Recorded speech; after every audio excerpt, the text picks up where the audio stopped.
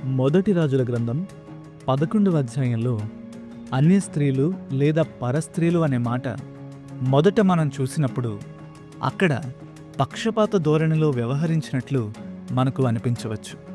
కానీ ఈ అధ్యాయాన్ని జాగ్రత్తగా చదివితే అన్య దేశస్థులు తమ దేవతల వైపు మీ హృదయాలను మళ్లిస్తారు గనుక వారితో సహవాసం చేయకూడదని ఇశ్రాయేలీలను హెచ్చరిస్తోంది అధ్యాయం.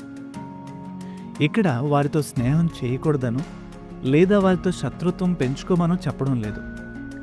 ఇతరుల ఆచార వ్యవహారాలను మీరు ఆహ్వానించడం ద్వారా వారు మిమ్మల్ని ప్రభావితం చేసి మీ ఆత్మీయ జీవితాన్ని నియంత్రిస్తారని చెప్పడమే అందులోని ముఖ్య ఉద్దేశం. సొలొమోను అన్యులైన విదేశీ స్త్రీలను తన ఇంటికి తీసుకొచ్చాడు. తన భార్యలు తమ వెంట తీసుకొచ్చిన విగ్రహ దేవతలు తన జీవితాన్ని అంతగా ప్రభావం చేయలేవని తనలో తాను అనుకున్నాడు. కానీ చివరికి ఆ ఆలోచనే అతనిని దేవుని నుండి పూర్తిగా దూరం చేసేసింది. ప్రపంచంలోనే అత్యంత జ్ఞానవంతుడైన సొలొమోనుకి కూడా స్వీయ నియంత్రణ లోపించింది.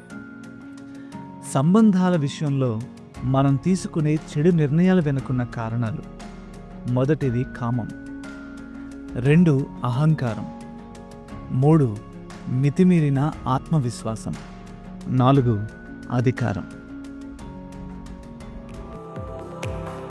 బైబిల్ ఇన్ఫ్లుయెన్సర్స్ అనే సిరీస్ మీకు ఆశీర్వాదకరంగా ఉంటే మా ఈ ప్రయత్నానికి లైక్, షేర్ అండ్ సబ్స్క్రైబ్ చేసి మమ్మల్ని ప్రోత్సహించండి. మరొక కొత్త బైబిల్ ఇన్ఫ్లుయెన్సర్తో మీ ముందుకు వస్తాం. Until then, god bless you.